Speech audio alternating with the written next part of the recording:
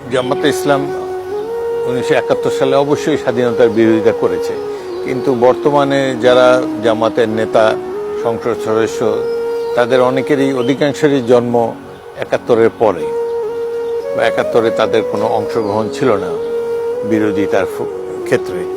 সেই হিসাবে আমি মনে করি তাদের মধ্যে কিছু পরিবর্তন দেখা যাচ্ছে।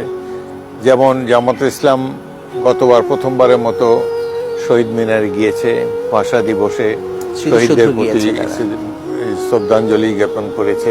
স্মৃতিসৌধ প্রথমবারের মতো তারা গিয়েছে। সেই জন্য আমি মনে করি যে তাদের চিন্তা ভাবনায় কিছু পরিবর্তন এসেছে, তারা বাস্তবতা মেনে নিয়েছে। বর্তমান বিরোধী দলের নেতা একজন চমৎকার মানুষ, তিনি বলেন ভালো। অতীতের মতো বিরোধিতার জন্য বিরোধিতা, এটি তার মধ্যে আমি লক্ষ্য করিনি।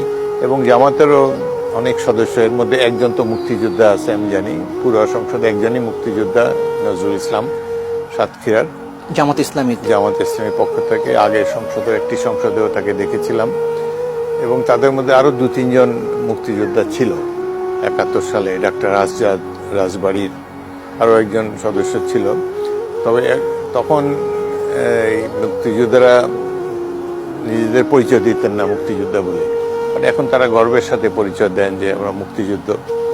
উপনেতা নিজেকে শিশু মুক্তিযোদ্ধা হিসাবে ধাবিত করেছে, which is a good sign আমি মনে করি।